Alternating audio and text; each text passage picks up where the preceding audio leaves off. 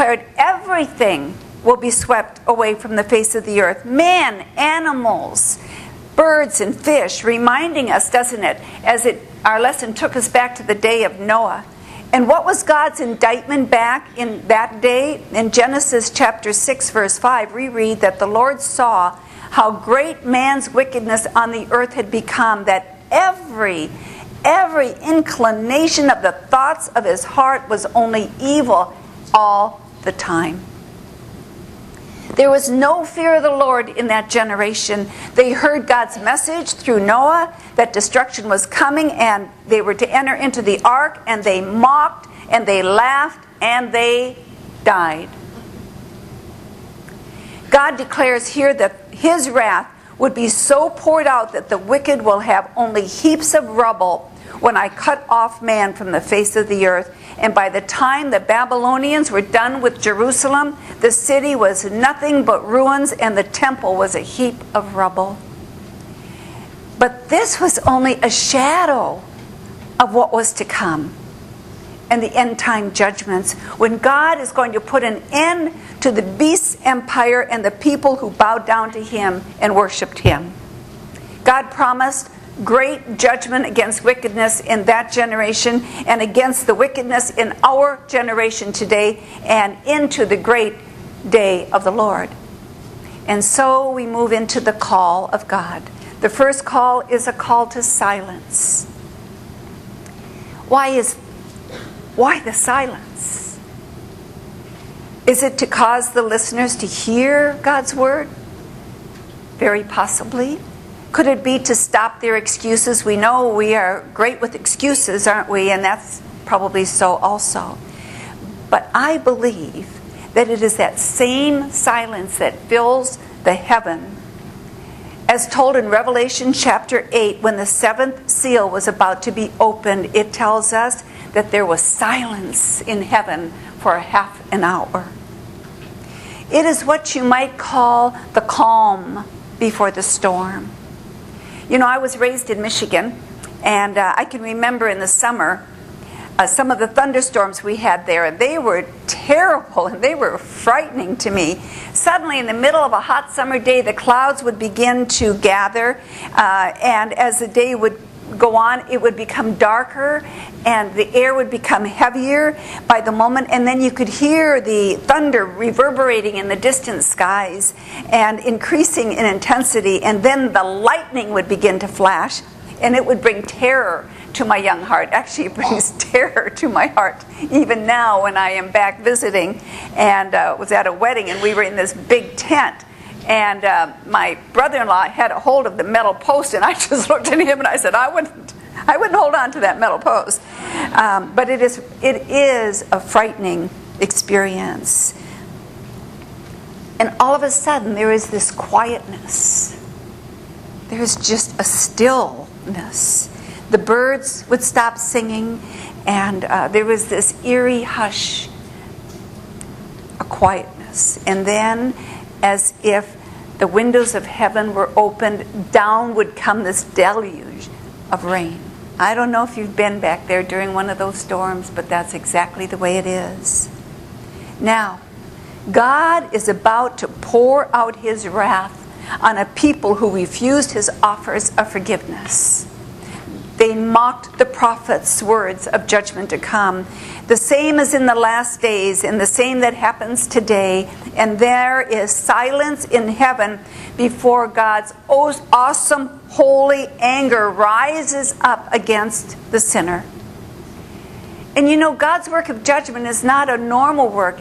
Isaiah refers to it as a strange work. And yet at the same time, it's a holy work. It's God's holy anger being poured out. And in Habakkuk, that we're going to be studying next week, as God pronounces woe after woe to those who have sunk to the depths of idolatries, God says, but the Lord is in his holy temple. Let all the earth keep silence before him. And this is where it is. It's a holy moment. It's the moment where everyone kind of holds their breath. As God looks down over Judah and over Jerusalem, silence fills the heaven, and his wrath is about to be poured out. You know, the people of Judah, they had seen God's wrath, hadn't they? They saw it upon the northern kingdom, the tribes of Israel, as Assyria attacked them and laid waste to their land and took them captive. Yet they continued in their sin. Lightning bolt after lightning bolt of warnings had been given by the prophets to the northern kingdom and to the inhabitants of Judah, but they had no fear of God in their hearts. They said, "The Lord will do nothing, neither good nor bad." The same mindset that exists today. God will do nothing. Things have been going on this way just from generation to generation. But God's judgment was poured out. This judgment, as you studied, you recognized, is spoken of as a sacrifice. A sacrifice that God has prepared. And the sacrifice is who? It is the people of Judah and Jerusalem. And those that are invited to the feast are the Babylonian army that God will use to destroy them. And so we see in God's judgment against the country of Judah that the people will be destroyed. God says, "I will stretch out my hand against Judah and against all those who live in Jerusalem." And God's eye is, as Zephaniah sees God, his eye goes and he sweeps across Jerusalem. And he begins at the fish gate, where in the northern part of the city, where they bring in the produce. And that is where Babylon will first come to destroy. And thus it says there's a cry. And then God's eye is raised as he looks towards the second quarter of the city. And a wailing is heard from the hill area. And then disaster upon those in the market area, where all will be wiped out. The money lovers, the power brokers, the leisure lovers. None will escape the eye of the Lord's judgment. The wealth that they trusted in, we read. The houses that they thought would protect them. The vineyards that they thought would feed them were all gone. All destroyed by God. The people, the priests, the princess. Not only would the people be destroyed, but God declares the land will be cleansed. He says, "I will cut off from this place every remnant of Baal." What the people refused to do, he would do. The eye of the Lord did not miss one pagan idol or idolatrous priest. He saw those who bowed down on their roofs to the starry host destroyed. The people that they thought they had all their bases covered. You know people that think they have all their bases covered? I know someone that does. Prays to just all different gods, you know? He saw the ones that bowed down to their idols and bowed down to him and swore by Moloch. Destroyed. Those who turned their back from following the Lord nor inquiring of him. Destroyed. God cleansed the land of idols and the ungodly people. And Zephaniah cries out, "The great day of the Lord is near, near and coming quickly." And then he describes that day as a day of bitterness, a day of wrath, a day of distress and anguish, a day of trouble and ruin, a day of darkness and gloom, a day of trumpet and battle cry against the fortified cities and against the corner towers. In other words, devastation. God declares he will bring distress, and the people will walk like blind men because they have sinned against the Lord, and nothing will be able to save them. Not in their generation or in ours.